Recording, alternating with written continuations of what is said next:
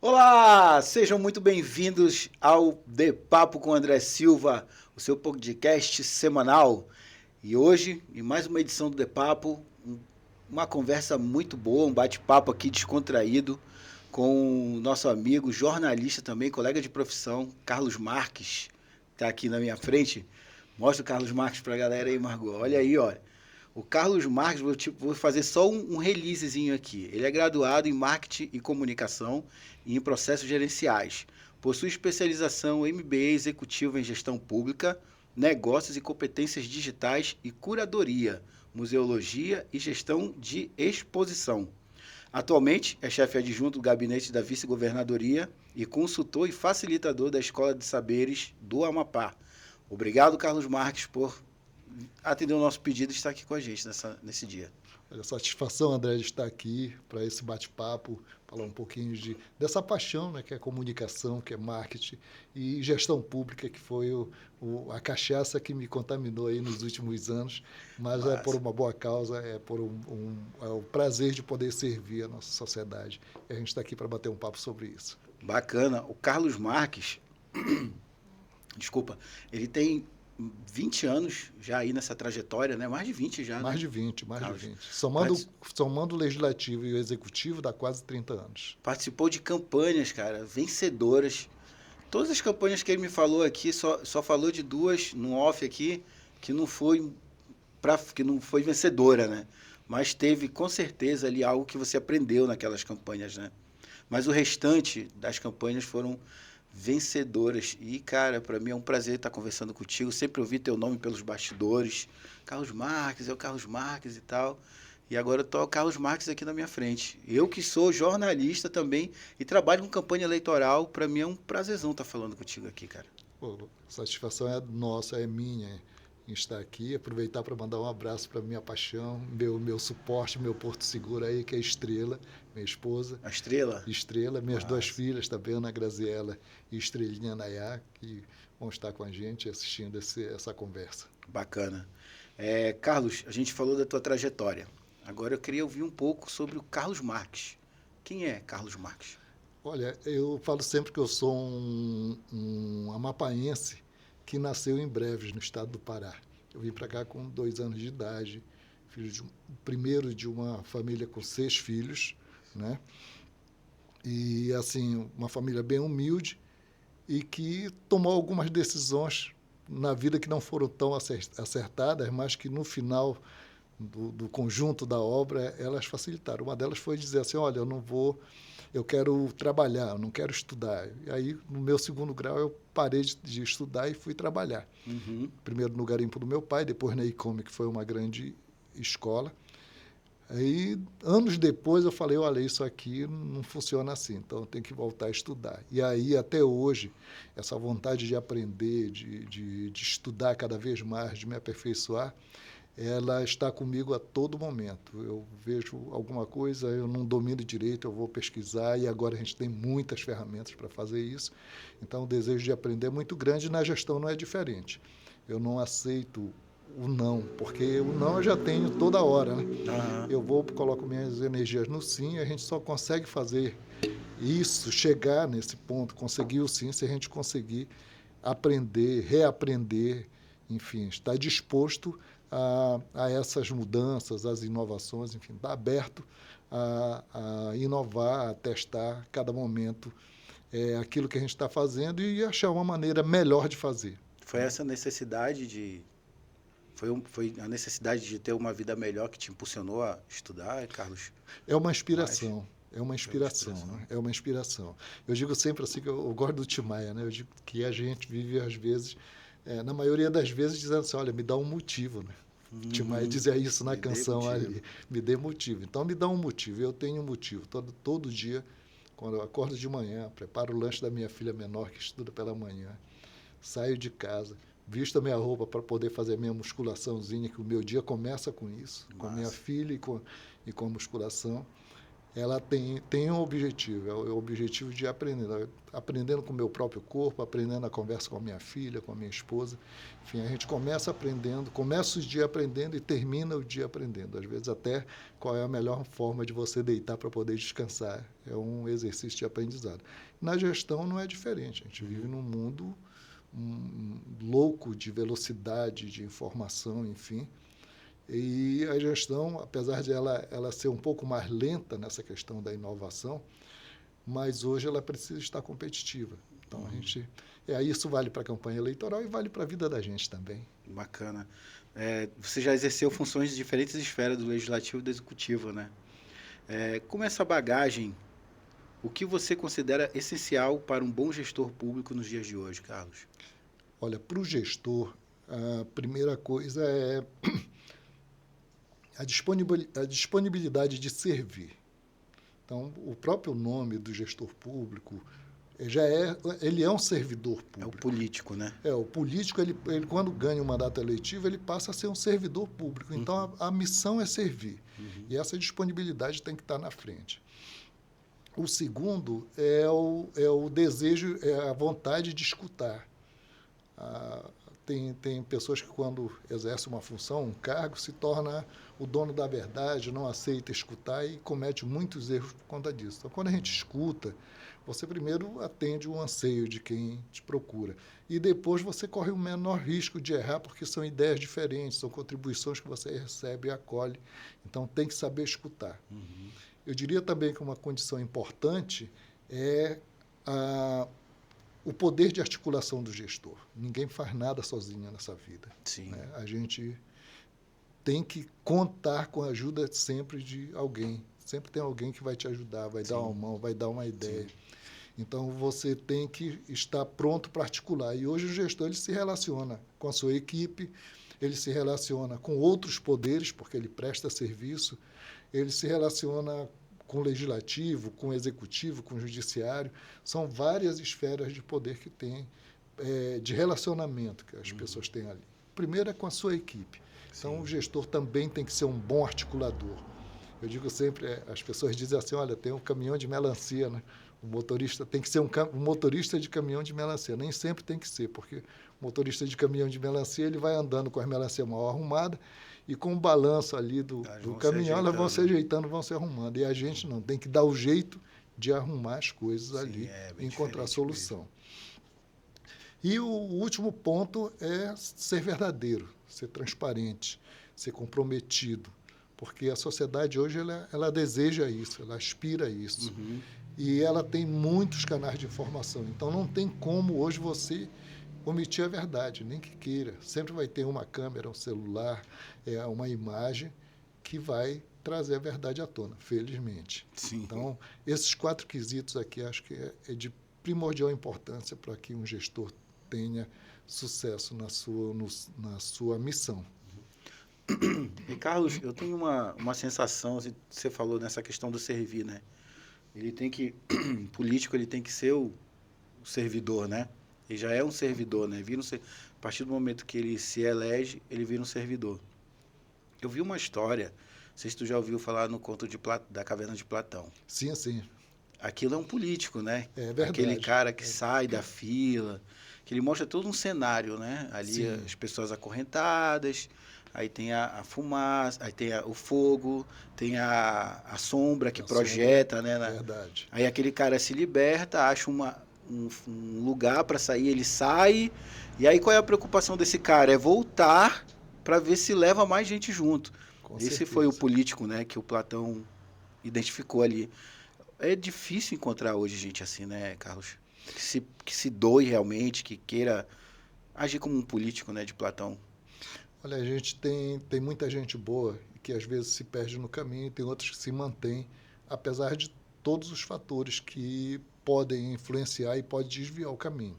A gente vive hoje num momento, é um momento que ele é legal, mas ao mesmo tempo ele é muito arriscado, que é esse ambiente virtual que nós vivemos hoje. Ah, sim.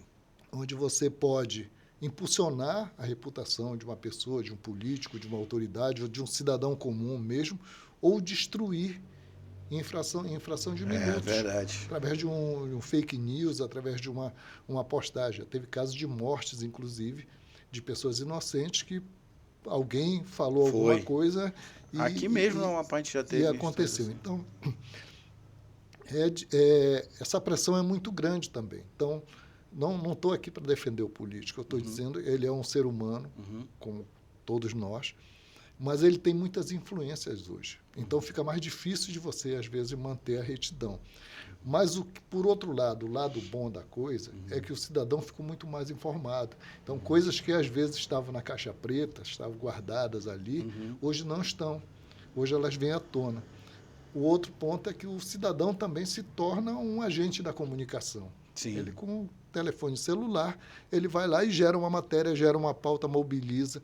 Então, nós vimos hoje que, por exemplo, essas grandes mobilizações que tiveram aí de 2013, em outros países, inclusive, grandes mobilizações, Primavera Árabe, sim. Foram feitas pelo telefone celular, sem nenhuma ordem de autoridade, de nada. Não tinha autoridade. Nos protestos de 2013 não tinha ninguém, não tinha um partido político, não tinha um político, não tinha ninguém. Então, o cidadão também se apropria desse poder que ele tem com uma câmera na mão, com um telefone celular na mão, para fazer a comunicação. E o mais engraçado, André, que jornalistas, a gente é habituado no jornalismo aqui de 15 anos atrás, a gente é habituado com o jornalismo a dizer assim, olha, você vai lá e escuta as duas partes. Não é? Sim. Escute as duas partes, veja o fato sobre a ótica dos dois agentes, do contrário, dê o contraditório, o direito do contraditório. Sim. E aí, no jornalismo, a gente ouvia uma versão, ouvia a versão do cidadão, ouvia a versão do político, e aí deixava aquilo para que a sociedade decidisse. Hoje não. Hoje, como cada cidadão ele é o jornalista, ele coloca a versão dele ali. A opinião dele, sim. A opinião dele ali e não escuta o outro lado. E o outro lado, se quiser, vai ter que gravar um vídeo também, e tentar ter o mesmo alcance. Ter o mesmo alcance. Então, é muito complexo para um político viver nessa corda bamba hoje. Bem pior, porque antes nós tínhamos veículos de comunicação, a gente contava nos dedos. Nós tínhamos o jornal escrito, nós tínhamos o rádio, nós tínhamos a televisão, né? Então, ficava por aí. E era mais fácil de ter esse feedback, esse controle. Hoje não. Hoje nós temos aí os milhões de brasileiros, cada um com o telefone na mão e sendo repórter, sendo jornalista e sendo filtro. Então é complicado. Existe muita confusão entre comunicação pública, institucional e de governo. Como você diferencia essas abordagens, Carlos? Olha, a comunicação pública, ela trata dos assuntos de maior interesse do cidadão. Por exemplo, uma campanha de vacinação, dizendo os dias que vai estar disponível no posto de saúde. Isso é comunicação pública. A institucional, ela já cuida da divulgação dos valores, da missão, da visão, dos valores, enfim. E ela vale tanto para o público interno, para os servidores, aí vem os programas de valorização, as campanhas de motivação, enfim, treinamento, capacitação, quanto para o cidadão que vai conversar, compreender, ter acesso, começa lá na campanha eleitoral com o plano de governo, que já traz também algumas diretrizes, e passa para... E isso é reforçado com a população para ela poder compreender, às vezes, por que um governante toma determinado tipo de ação. E tem a comunicação de governo, que eu digo assim, que ela não é bem uma comunicação de governo, ela é mais a propaganda do governo, que aí é a notícia das entregas, é a notícia daquilo que o governo está fazendo. Eu inaugurei a escola, que vai funcionar bilíngue e tal. Então, é mais essa parte publicitária. Só que nessa questão publicitária, tem que tomar muito cuidado, porque a Constituição já veda, tem o artigo 5º, ela já determina que a publicidade ela tem que ser impessoal, ela tem que ser do órgão, ela não pode valorizar o gestor, o governante, né? O gestor. Então, a diferença é isso, mas são ferramentas, são estratégias que caminham junto. Uhum. É por isso que, às vezes, ela fica confusa. Você diz, pô, mas não, é comunicação. Tá, é comunicação, mas tem as vertentes e tem o foco de cada uma, que é isso que faz a diferença. Entendi. Margot disse que está na hora dos patrocinadores. Então, vamos lá falar do patrocinador? Com certeza. Vamos lá, então, né? E o nosso primeiro patrocinador é o Governo do Amapá. Valeu, Governo do Amapá, dando essa força pra gente aqui, acreditando no nosso trabalho. O Governo do Amapá, olha, deixa eu pegar minha cola aqui. O Governo do Amapá investe no estado inteiro, tá certo? Com obras dentro da segurança pública, educação, saúde. O Governo do Amapá investe também aqui na capital, além de investir em todos os municípios, que você vê, onde você vai, tem obra do Governo do Amapá acontecendo aqui nos municípios, né? E aqui na capital ele investe pesado também em saúde, educação. Na saúde, tem ali a construção do novo hospital, né, de emergência, o HE. Quem passa ali pelo centro, dá para ver até o guindastezão lá em cima, né? A obra está rolando e está tomando corpo, está ficando bonito. Ali são mais de 120 milhões de reais já investidos, né? Tem leito, vai ser diferente do que a gente já viu até hoje. O Governo do Amapá também investe ali em obra na Orla do Aturiá. Quem conhece a Orla do Aturiá vai ali dar uma volta. Se você ainda não foi mais ali, passando do Araxá ali um pouquinho, dá mais uma olhada mais lá para frente para você ver o que está acontecendo. É uma revolução na cidade. Então, o Governo do Amapá investe em todo o estado. É o Governo do Amapá trabalhando pelo Amapá inteiro. Obrigado, Governo do Estado. Tem mais também uma turma aí que está ajudando a gente. Portal celisnafs.com, meu amigo. Se você é daquelas pessoas que gosta de notícia quentinha, chega lá no Portal Celisnafs, www.portalcelisnafs.com, que é um veículo de comunicação amapaense que já é um portal de notícias, cara. Tem mais de 40 milhões de visualizações. O Celis arrebenta lá no portal dele, com notícias de polícia, política, comunidade. Então, se você quer ficar sempre antenado e sempre conectado, chega lá no Portal Celisnafs, que está sempre conectado. Valeu, Celisnafs. Carlos Marques, meu amigo, então, você participou recentemente de uma intensa imersão em tecnologia, inovação e boas práticas na Petrobras, né? Foi lá na Petrobras. Sim, sim.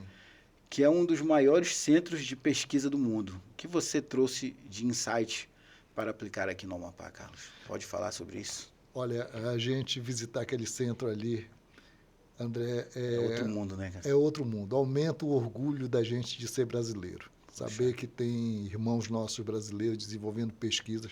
São 106 pesquisas feitas no Centro de Pesquisa da Petrobras, das mais diversas matrizes, gerando vários produtos. Uhum. Desde óleo diesel feito de algas, reaproveitamento de restos de pescado, para biofertilizante, sem contar com a especialidade da Petrobras, que é a exploração de petróleo em águas profundas e ultraprofundas. Uhum. O pré-sal depois passou para água ultraprofunda.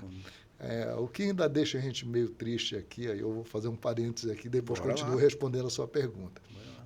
Vendo algumas críticas que são feitas por lideranças aqui do Estado, do Amapá, contrárias à exploração de petróleo, às ações da Petrobras na perfuração. Uhum. Então, assim, nós temos nossos irmãos guianenses aqui explorando o petróleo.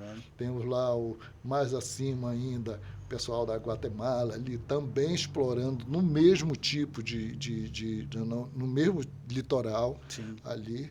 E a gente vê tanta pressão de brasileiros, alguns brasileiros tentando impedir que a gente explore isso.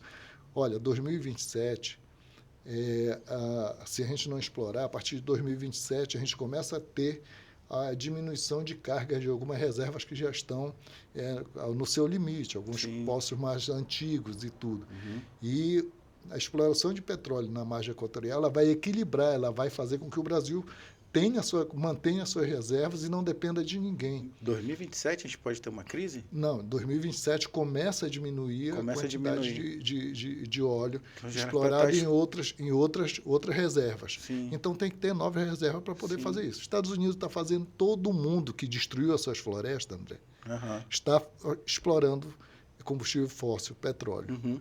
Por que nós, que preservamos a nossa, não podemos ou vamos ficar olhando? Então, ficar comendo bola, né? O que a gente viu ali na Petrobras hoje, Petrobras é uma empresa que é uma das maiores empresas do mundo, com toda a segurança, com toda a responsabilidade que tem, vai poder trazer muita coisa para o Amapá. O que nós vimos ali em termos de possibilidade de cooperação na área de pesquisa com as nossas universidades, na área de geração de emprego, na área de gestão, Petrobras, a gente escutou lá do centro de logística deles, eles falando assim, olha, se a Petrobras fosse uma empresa de aviação, era a quarta do mundo. Caramba. Aliás, do Brasil, perdão. Porque diariamente tem mais de 50 helicópteros voando ao mesmo tempo. Nossa. Tem mais de 3 mil pessoas em deslocamento para os diversos locais que ela tem. Então, é motivo de orgulho da gente, sem contar com a possibilidade de pesquisa de ponta. Sim. A geração de emprego que vai ter aqui, a possibilidade de fomento na capacitação. Eu estava lá, estava acompanhado de companheiros do Senai, da Unifap, do IFAP, do Sindicato da Construção Civil. Quer dizer, era uma comitiva de pessoas que nós fomos prospectar ali e saber, olha, onde é que a gente pode participar disso também. Boa. Porque a gente não quer ser um espectador, nós queremos ser protagonistas. Estamos lutando para isso. Então, a gente vê o esforço do governador Clécio, a gente vê o esforço do senador Davi, do ministro Valdez, de todos os atores envolvidos ali, para que essa realidade aconteça. Já está mudando o cenário de Oiapoque. O Teles defende muito isso. Tu foi lá em Oiapoque esses tempos? Eu fui no Oiapoque há uns 6 meses atrás, estava começando a implantar. Quando eu cheguei naquele aeroporto, a gente é habituado a ir no Oiapoque, sim. Quando eu cheguei naquele aeroporto e vi como é que está o aeroporto ali, eu falei, caramba, ainda nem começou e já está assim. Uhum. Então, realmente... Tem gente investindo pesado lá em Oiapoque. Já. São duas questões que eu acho que a gente tem que estar atento. Uhum. As forças que não querem que isso aconteça, a gente não pode deixar isso prosperar e nos preparar para as oportunidades que virão. Que vão ser muitas. Que vão ser muitas oportunidades em todos os campos. O que a gente viu lá, o que a gente conheceu, é realmente uma coisa fantástica.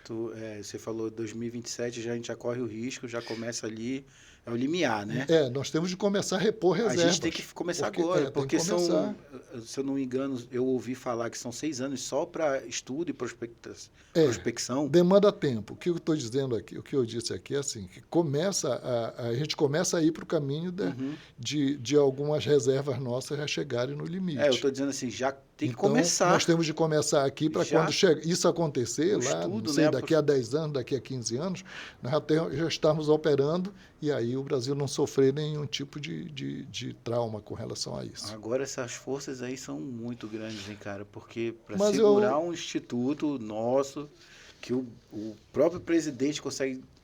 Nem o presidente não está conseguindo intervir lá, parece, né? Mas eu acho que não tem, eu acho não. Tem como segurar isso. Não tem jeito, porque é uma questão estratégica. É uma questão estratégica. É uma questão estratégica para o nosso país.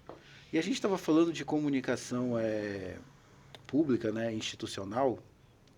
Queria que a gente pudesse falar um pouco daquilo que aconteceu alguns meses atrás ali na questão do governo Lula. Houveram muita crise, né, muitos ruídos. Teve coisa até que eles não conseguiam segurar. Tipo, parece que não tinha um crivo, não tinha como eu posso dizer, um sistema para que saísse uma notícia. Um ministério fez alguma coisa, ele vai e posta o que fez ali no X ou no Instagram. Parece que não tem uma curadoria, não passa por um crivo, né? Essa, por exemplo, a crise do Pix, que o presidente teve que dizer que E aí ele trocou a comunicação dele. É essa a solução? Qual foi a análise que tu fez ali naquele momento? Conseguiu fazer uma análise? Olha, a questão do Pix ela é emblemática e hoje ainda se discutia. Eu escutava hoje pela manhã, escuto rádio de vez em quando eu estou no trajeto. E aí a gente tem informações importantes lá. E eu vi a avaliação, a Quest lançou uma pesquisa, divulgou uma pesquisa já Intenção já de de avaliação de governo. avaliação. E aí apontou exatamente que a troca ali do gestor da pasta, ela não sofreu tanto o efeito que se queria. Na questão do Pix, tudo é uma questão de preparação e a forma como ela é feita, essa questão é feita. Uhum. O Pix foi anunciado através de uma nota técnica, um documento que fica claro para a turma da Receita o que ia ser, o porquê daquilo e qual era a utilidade daquela medida, a necessidade da medida, mas não está claro para a população, para a gente que não é o técnico, que não entende esse mecanismo. Que é para essa galera que a gente tem que comunicar, Exatamente. Né? Então aí entra a galera lá do fake news e do contrário, porque tem reação, você está colocando uma ação de governo, que tem a reação contrária, que é a da oposição, que está fazendo o papel dela para tentar desconstruir, tumultuar e fazer tudo. Sim. Então, quem tem que pensar nessa blindagem é o governo, não é a oposição. A oposição está no papel dela. E a oposição fez o seu papel, foi lá, atacou e fez o governo recuar, porque não teve uma estratégia de comunicação, uma campanha publicitária, uma campanha de esclarecimento para dizer para o cidadão, olha, vai ser dessa forma, é preciso por conta disso. Ficou parecendo então, que realmente eles iam taxar, né? Taxar, que a gente até com o Teles sempre dizia isso com o PH. O PH é um servidor nosso, e ele tem uma hamburgueria, que à noite ele trabalha na hamburgueria dele. Aí fala, pô, PH, vai pegar tudo no Pix lá, tu vai entrar na malha fina, tu vai se arrebentar nesse negócio. A gente brincava. Mas não é isso, é assim, houve realmente uma falta de uma falha ali, né? De comunicação interna primeiro. A Receita detectou que era necessário, deveria comunicar ao governo para poder estudar uma estratégia, para poder ver uma forma de comunicar e colocar. Então, esse é um dos pontos, e tem vários que acontecem diariamente no governo. Então, a gente, quando fala de comunicação interna e externa, principalmente, é exatamente nesse cuidado, porque nem sempre aquilo que você coloca, às vezes, ele é interpretado de uma forma totalmente diferente. Sim. Por quem está ouvindo, por quem não tem o conhecimento profundo disso. E principalmente nessa área da Receita, que é uma área muito técnica, né? Nem sempre a troca do gestor funciona, né? Como não funcionou, né? Exatamente. E a outra também, quando tem uma crise em qualquer local, em qualquer órgão, em qualquer ponto da gestão, normalmente quem paga o pato é a comunicação. Né? Diz, olha, a comunicação não funcionou, não deu jeito. Sim. E aí a gente sempre diz assim que não é a comunicação que pauta as questões. Quem pauta as questões é a política. É o gestor, é a política.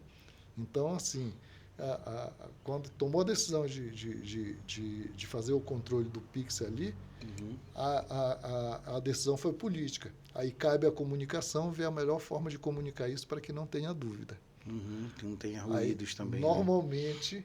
O gestor, às vezes, na maioria das vezes, ele faz o inverso. Ele quer comunicar, ele quer dar notícia do jeito dele, o que não é o correto. Ele não confia no papel, né? Não confia no trabalho da comunicação, né?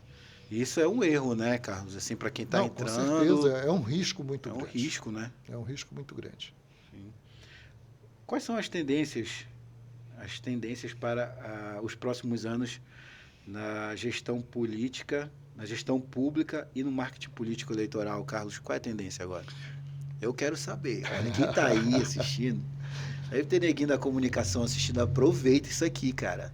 Não entendeu? Volta o vídeo, passa de novo, volta, aproveita aqui que é a aula, grátis. Olha, a tendência nos próximos anos, já está agora, a primeira é a verdade, né? Você primar por ser estabelecer essa relação de confiança com o cidadão, gestor e cidadão, gestão e cidadão e sociedade, né?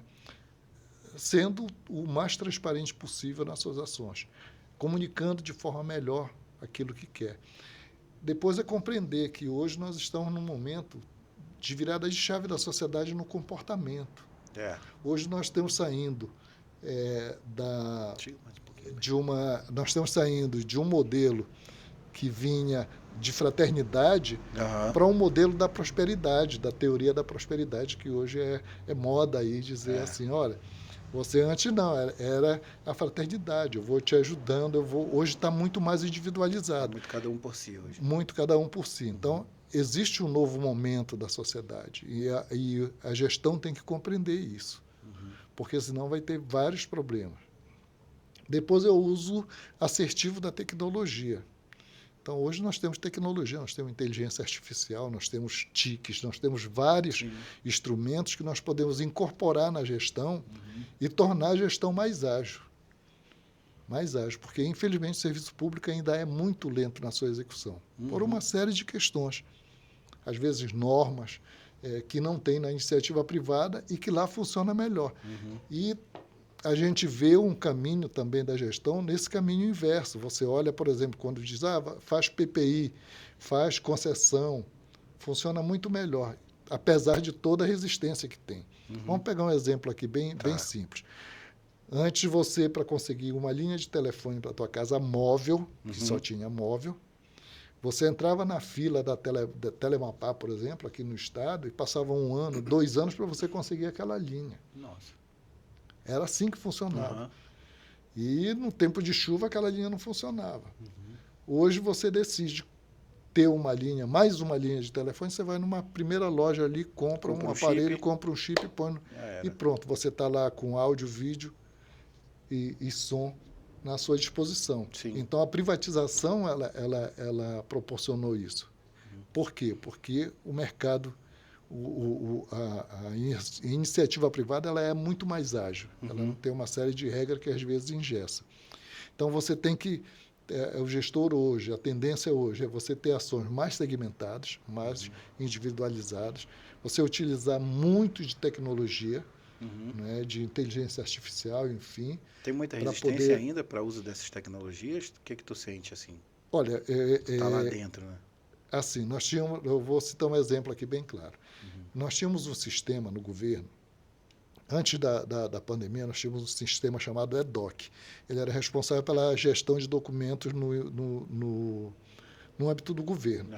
E chegou um momento que a gente viu que aquela ferramenta não era eficiente. A gestão viu que a ferramenta não era eficiente. E aí trocamos pelo PRODOC. Era uma luta, nós fizemos várias reuniões de governo para convencer o gestor e a equipe dele de que era importante ele migrar para o sistema PRODOC, para a gestão de documentos. E aí a gente tinha muita resistência, mas muita resistência mesmo. Poucos órgãos aderindo. Veio a pandemia e entrou home office. Aí você é gestor. Aí diz, olha, a tua secretaria não pode parar, mas os teus servidores não podem vir trabalhar, eles têm que ficar em casa. Sim. Mas a secretaria não pode parar, os processos não podem parar. E aí, no meio da pandemia, nós migramos toda a operação, a tramitação de documentos do governo do estado para o PRODOC. E hoje o PRODOC é utilizado e dá N vantagens. A mais importante dela é que o governo passou a ter uma memória. Porque antes eu saía, poderia até ou zerar o meu arquivo, acontecia muito isso. Zerar meu arquivo, pegar os documentos, levar, assumir. E levava embora. Hoje não. Hoje o sistema está hospedado, seguro, está ali, está com a tua assinatura, porque quando você faz uma movimentação, registra, lá no IPU que fez. Então a gente saiu, por exemplo, eu dirigi o Detran. Em 2003 nós tínhamos o Detran com um sistema e a Cefaz com o outro. É muito ruim isso, porque não Era comunica, né? Não se comunica. Aí agora, não, e só tinha essas duas instituições com sistemas funcionando. Agora não, agora nós temos, o Estado tem, estão conversando, a gente conversa com o governo federal. Então é um avanço, isso não tem volta. A pandemia, dizem que a guerras e doenças, elas são aceleradores, né, da inovação. Então, a pandemia foi um acelerador para a gente. Se tiver resistência, a gente acaba sendo engolido mesmo ou fica para trás aí, Verdade, verdade. Carlos, que mensagem você deixa para quem trabalha ou quer trabalhar com gestão pública, comunicação pública? Olha, Comunicação política, né? a primeira coisa é a disposição de servir, que eu falei para você. É uma missão, isso tem que ser encarado como uma missão, a missão de servir. Esse é o primeiro ponto. O outro é a disposição para aprender e reaprender. E você aprende e reaprende escutando, ouvindo, compartilhando. Né? Aí depois é o medo de é a perda do medo de fazer teste. Eu tinha muito medo de arriscar. Pô, mas isso aqui vai dar errado. E aí eu já condenava antes de fazer. Sim. E aí minha esposa sempre lá me diz uma coisa que eu acho bacana. Ela diz assim, olha, Carlos, errar é perfeito, pô, então você tem que arriscar mais. E realmente, você tem que arriscar mais, você tem que ter o controle do erro, né? Você tem que monitorar isso para ter um controle. Mas você tem que arriscar para poder inovar. Né? E a gente vê aí várias pessoas, né, principalmente na área de inovação, que elas foram aperfeiçoando o erro. Errava, aperfeiçoava, voltava de novo. Então, no serviço público, a gente não pode ter esse medo. Isso não quer dizer que eu deixe de descumprir as normas, mas eu procurar uma forma diferente de fazer, sim, que leve menos tempo, que custe menos, que entregue um produto de qualidade do jeito que o cidadão merece receber, a gente tem que estar disposto a enfrentar isso. E o gestor do futuro que não tiver isso, aliado ao senso de escutar, ao foco em resultado que vá para o cidadão, em articulação com a sociedade, com a equipe, com os parlamentares, está fadado ao fracasso, se não tiver isso. Assim, só para a gente entrar um pouquinho também nessa tua questão profissional, mais pegada assim, na política, em campanha política, campanha eleitoral.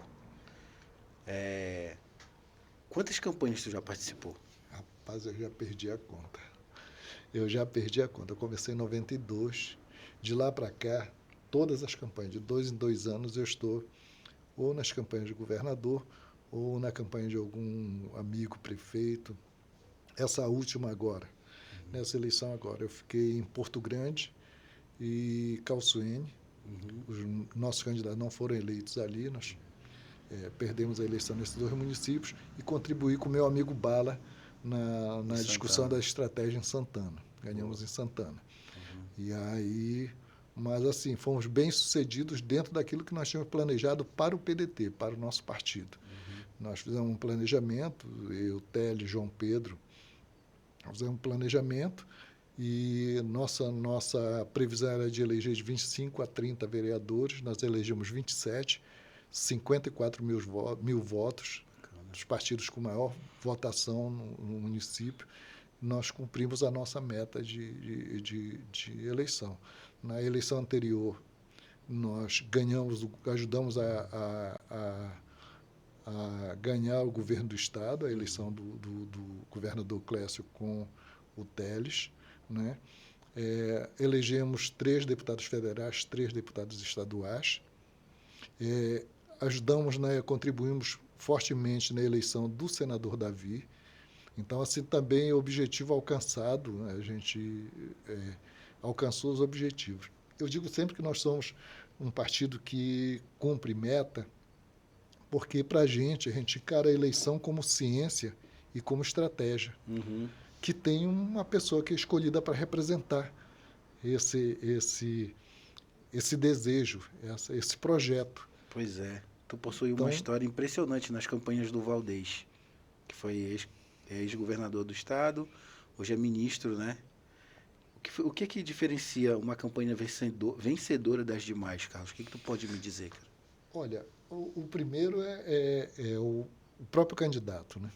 Porque, assim, a gente cuidar, você sabe disso, a gente cuidar de um candidato, o candidato pensa, fala, age, né? Tem passado, tem presente, tem várias coisas. Uma garrafa de Coca-Cola, por exemplo, não tem nada. É a garrafa de Coca-Cola com o líquido ali dentro. Muito mais fácil de você conseguir trabalhar, né? Comunicar, enfim. passar o produto. Então, a primeira coisa é ter um bom candidato, um candidato comprometido, centrado, com uma boa história, com conhecimento, com a disposição de escutar, principalmente. Caramba, isso é um sonho, cara. Porque também aí se chama Valdez. Né? Se chama Valdez. Valdez, ele é um cara que... Ele acredita no trabalho da ministro, equipe. Ele é ministro, mas ele escuta. Ele é um cara que ele é capaz de ligar de madrugada para perguntar. O Carlos, tal coisa ser assim, qual é a tua opinião, mano? Aí você dá a opinião para ele, tá legal. Bom som. E no outro dia ele já tem a posição dele, porque ele escutou várias pessoas ali para poder colocar. E ele sempre ensina para a gente uma coisa. Fala, olha, numa campanha eleitoral é importante... Ele ensina. Não é você discutir divergências. Aham. Porque divergência nós vamos ter sempre. Nós temos de ver aquilo que nos move numa mesma direção. E a partir daí a gente caminha junto. As diferenças nós vamos ter, irmãos têm, as pessoas têm. Então são ensinamentos que ele vai, orientações que ele dá para a equipe, para o time, que no final ela significa o formato que a gente cuida quando está na gestão. Uhum. O Valdez fez um discurso em 2015 que ele é épico. Se a gente pegar ali, ele dizia como ele queria que a gestão fosse. Para cada gestor, na posse dos secretários dele, ele disse para cada um como é que ele queria. Dizia, olha, você tem que sair da sua panelinha, do seu mundinho, escutar a sociedade. Porque se você não escutar, você não vai cumprir a missão. Ele ia aconselhando isso. Então, na campanha, isso é muito importante. Depois, é a ciência. Nós aprendemos em 98, com a derrota, que nós não poderíamos largar, desconsiderar a pesquisa eleitoral, que nós não poderíamos desconsiderar a análise de cenário, que o cenário não era aquele que a gente deseja, mas aquele que o eleitor deseja, e aí que nós temos de trabalhar para estar inserido nesse desejo do eleitor para poder vencer uma eleição. Então, é muita técnica também que a gente trabalha e utiliza. E isso a gente faz em cada eleição. Cada eleição é um momento diferente, faz toda uma análise, tem toda uma análise de cenário, tem pesquisa, tem forma de comunicação, enfim. Então, são vários fatores. E o outro é o poder de articular, de você se relacionar com os diversos agentes que compõem a sociedade, os diversos atores, e levar a sua mensagem de forma assertiva para eles, com muita honestidade, com muito comprometimento, muita tranquilidade. Então, isso faz com que a gente tenha. E aí a gente tem o Valdez, não é à toa que tem os 4 mandatos de governador, está saindo bem como ministro. O Teles tem muito um jovem que tem essa já vi o Teles falando. Tem esse discernimento das coisas, tem um conhecimento técnico e uma bagagem profunda, é um economista respeitado, enfim. Sim. Então, é um garoto muito cuidadoso, tem muita água ainda aí para o Teles vencer aí. Bacana. Falando em gestão pública, a gente falou ainda agora, qual foi o maior desafio que você já enfrentou no serviço público? Lembra? Cara, eu destaco 2 aqui. Um é no sentido de vencer dificuldades burocráticas e estruturais, que foi o projeto de revitalização da Fortaleza, que eu já cuidava da candidatura da Fortaleza a Patrimônio da Humanidade, junto com o IFAM, junto com o pessoal, a gente já estava trabalhando isso. Que ela faz parte do Conjunto de Fortificação Brasileira. E aí o presidente Montezano, um dia, no meio de uma reunião com o governador Valdez, disse, olha, a gente tem recurso aqui do BNDES para investir em equipamento cultural. Coloca uma pessoa do seu time para conversar com o meu, para a gente ver como toca isso. E o governador Valdez me colocou, a gente foi lá, passamos 3 anos desenvolvendo o projeto, envolvendo os vários atores, o IFAM, a APA, que é parceira hoje, o próprio BNDES, a SPU, conversando com todos esses atores para poder cumprir as normativas do banco. Quando a primeira parcela foi liberada no final de 2022, as obras estão andando na Fortaleza, hoje eu ajudo a secretária Clícia e o pessoal, mas a título de colaboração não tenho mais a responsabilidade de liderar o projeto, como tinha na gestão do governador Valdez. Mas o maior desafio de todos foi planejar todas as ações de combate à pandemia da Covid. Ui. Porque a gente estava... Você estava, né? Você estava nessa crise, né? No olho do furacão. No olho do furacão. Estava no gabinete, o governador Valdir me destacou para poder ser o elo de ligação entre as diversas equipes e os conselhos. Então, assim, a gente veio o apagão. Sim, mas o pior foi a pandemia, porque a gente estava combatendo um inimigo desconhecido, que a gente não tinha como se defender, não sabia como se defender. A gente não estava preparado para aquilo. Não tinha como. Então, foi assim, a gente teve de ir aprendendo no meio da crise. E ali a gente tomou, sob a liderança do governador Valdez, hoje ministro, a gente tomou uma decisão logo no primeiro momento. Nós criamos um conselho, um comitê, que era um comitê médico, comitê científico, que esse comitê ia cuidar de tudo que dissesse respeito à medicação, protocolos de tratamento.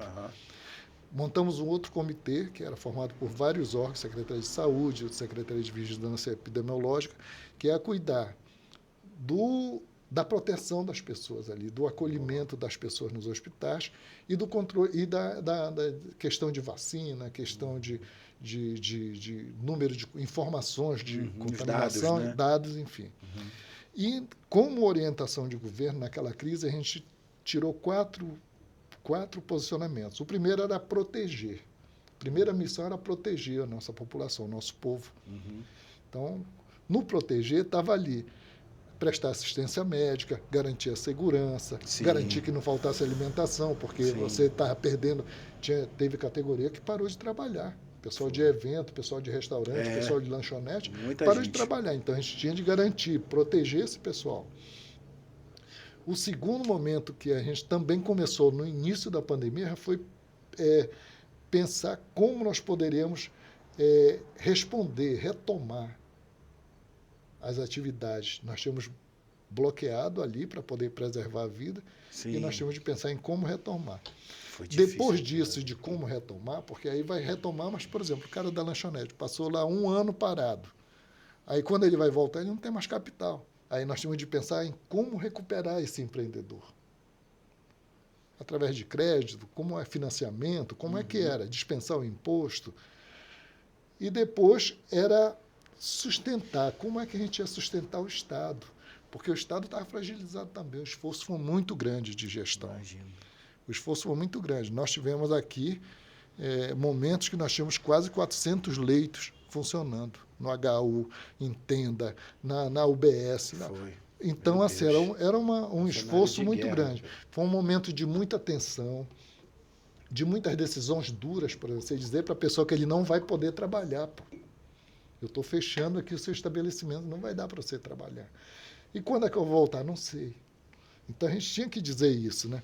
Foi de muita articulação, de muita escuta, de muita conversa com cada um, de muita negociação para dizer, olha, você vai voltar, mas você vai ter que cumprir esse protocolo, enfim.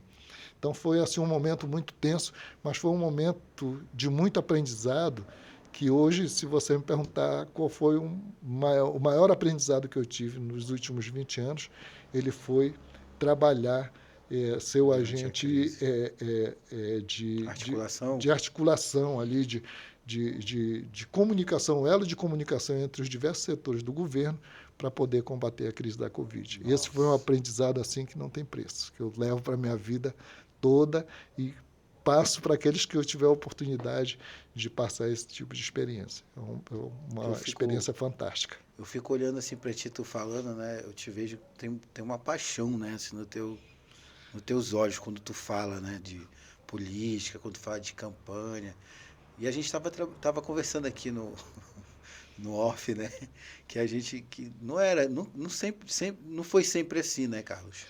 Tu amadureceu, né, cara? Assim, não. Antes a gente não tinha. Antes estava muito no achismo, antes estava muito, às vezes, na emoção. E nesses momentos, depois com o tempo, a gente vai aprendendo que a gente tem que ter, às vezes, principalmente em situações de crises como essa, a gente tem que ter o sangue frio para poder tomar a decisão mais assertiva possível. Eu conversava uma vez com o doutor Pedro Paulo, que foi vice-governador, ele era vice-governador na época, E aí a gente conversar sobre comunicação com ele.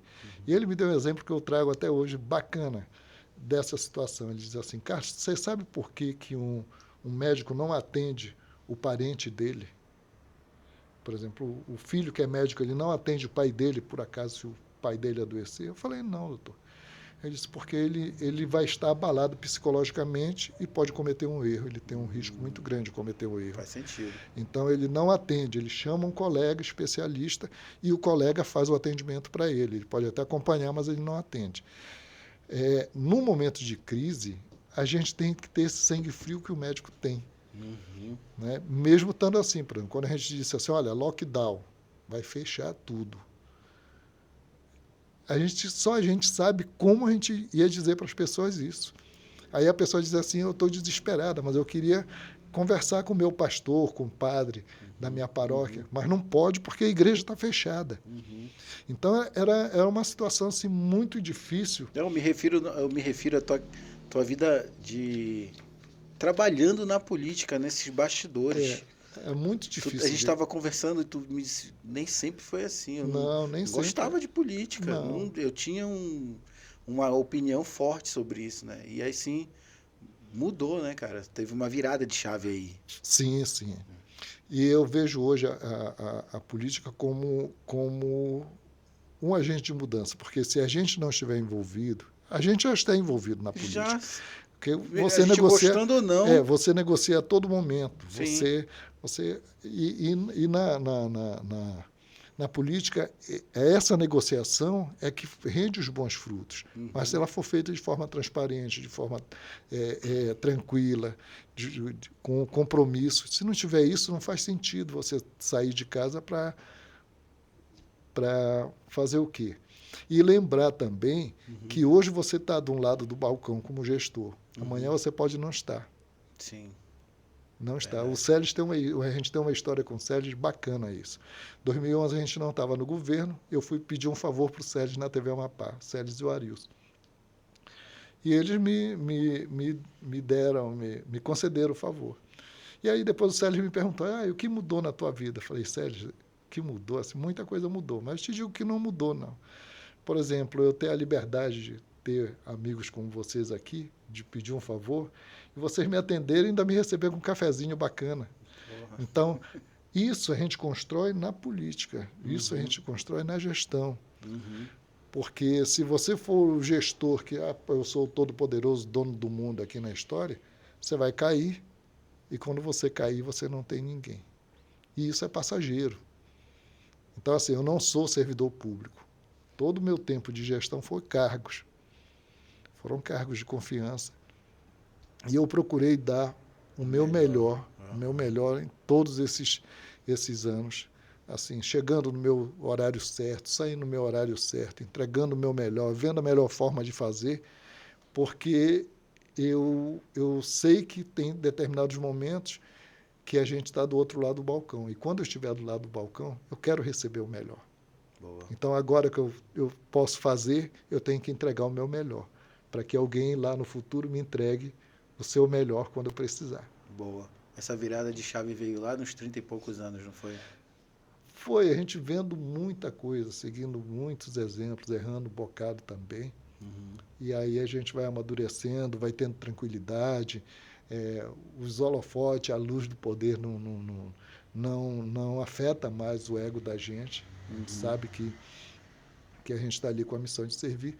Então fica mais simples da gente compreender, melhor de atender a população. E a satisfação é de quando você ajuda, quando você viu que aquilo ali tem um dedinho seu ali, tem uma gotinha de suor. Bacana. Né? Tem um tempo seu que você dedicou ali. Né? Então isso é bem legal. É bem legal. Carlos Marques, caramba, muito obrigado por estar aqui no nosso programa, ter atendido o nosso convite. Para mim é um prazer estar falando contigo, né? Estar aqui na tua frente. E volte outras vezes, quando tiver mais novidade, aí para perto do ano eleitoral. Queria que você viesse também, falasse um pouco mais para a gente do cenário, tá bom? Perfeito. Porta aberta aqui do DEPAPO para você, cara. Obrigado. Beleza, a gente está à disposição também. A gente tem muita coisa aí que a gente pode colocar e pode discutir. tem possibilidade de discutir e compreender esses mecanismos, tanto de uma campanha eleitoral, da gestão, saber um pouco desses bastidores, porque quando você olha de fora é uma coisa, mas o que está ali por baixo das coisas não é que seja coisas escondidas, não. Uhum. O caminho que você percorreu para fazer aquela entrega. Sim. É que, às vezes, poucas pessoas conhecem o esforço, a Sim. quantidade de pessoas Eu acho envolvidas. importante falar, porque as pessoas começam a ter uma noção de como é, né? Como é o peso da responsabilidade também, né? Eu estou fazendo levantamento ainda com relação a essa experiência da Covid. Deve resultar num livro. Legal, cara. Mas assim, Tipo os bastidores, né? Quantos decretos, quantas reuniões, quantas conversas, quem foram as pessoas que estavam ali naquele momento, que participaram de reuniões, para a gente poder ter isso como registro, documentado, porque as coisas passam e depois a gente não tem informação junto. Então, estou juntando isso, deve sair crônica. Um produto bacana. São as crônicas do Amapá, né? Deve sair um produto bacana aí para a gente ter muito tempo de conversa. Boa, bacana, obrigado. E para você que ficou até aqui, ó, ainda não te inscreveu no canal? Te inscreve aí no canal, comenta, fala o que tu achou dessa conversa aqui. Manda uma pergunta aí pro Carlos Marques, que um dia a gente pergunta para ele, eu respondo aqui no ar, ou a gente grava um vídeo para ele, com ele respondendo, tá bom? Manda no meu privado do Instagram. Ah, sim. Como é que encontra o Carlos Marques? Meu Deus. Carlos Marques AP, você encontra no Instagram, encontra no Twitter e no Facebook também.